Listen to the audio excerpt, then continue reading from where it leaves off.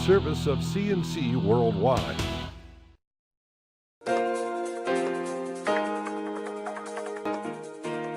The Daily is a service of CNC and Jib Jab Greetings. I'm Bud Lowell, and your full AccuWeather forecast is always on top of your CNC local page. New York State Police issued more than 11,700 tickets during the statewide Buckle Up New York campaign. The annual seatbelt enforcement effort ended Sunday. In addition to motorists who weren't wearing their seatbelts, troopers wrote more than 820 tickets for unsecured child seats. Of the 11,781 tickets issued, 886 were written in Monroe County.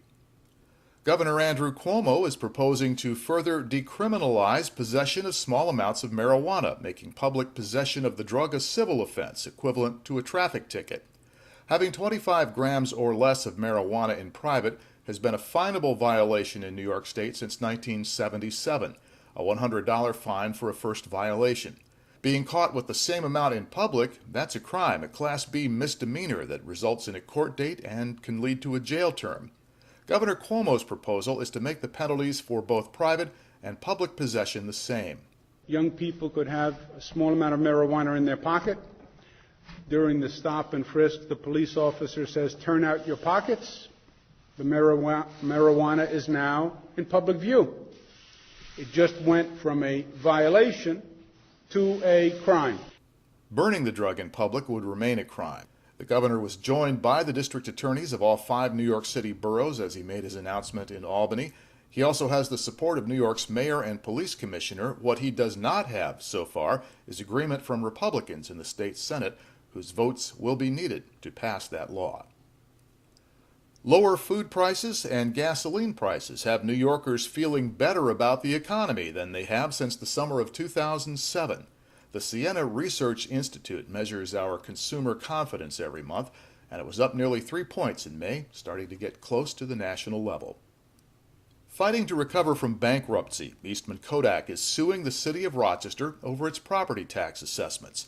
Kodak filed last week with the state Supreme Court to cut its property tax assessment in the city by $17 million. This follows a $22 million cut Kodak negotiated with the city in 2008. The company contends that 16 parcels of land it owns in the city are overvalued, notably the Kodak Tower on State Street and Eastman Business Park, the former Kodak Park manufacturing complex. The city assesses them at a total of $66 million. The company says the value is actually only $49 million. Kodak is Rochester's second biggest corporate taxpayer after Rochester Gas and Electric.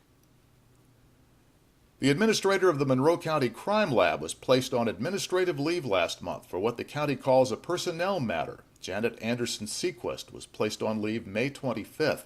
A county spokesman says John Clark, the supervisor of the lab's firearms section, will serve as acting administrator in her place.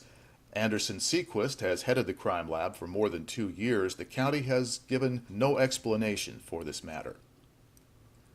The International Joint Commission that regulates the Great Lakes is holding a series of public information meetings on Plan BV7 around the state this week, one of them here in Monroe County.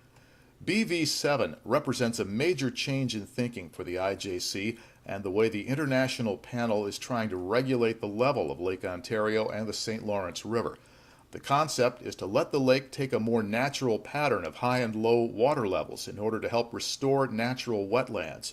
Many shoreline property owners and boating interests are concerned that levels will either go too high and damage their property or too low and ground their boats. A session starting at 7 Wednesday evening at the Quest Elementary School in Hilton gives interested parties around this area a chance to weigh in. The IJC is accepting public comments on the plan through June 15 by mail or through its website. That's the International Joint Commission. The Irondequoit Town Board will hold a special meeting Thursday afternoon at 4 in the aftermath of last week's fire that destroyed the town's salt shed and some of its highway department equipment.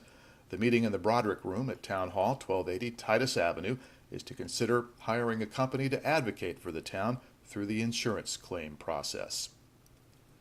And the Monroe County Sheriff's Department has arrested 3 teenagers for vandalizing a Girl Scout camp in Parenton.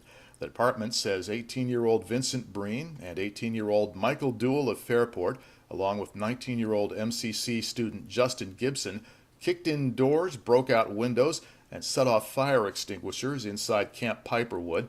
They also poured out gas and diesel oil on the parking lot and lit it.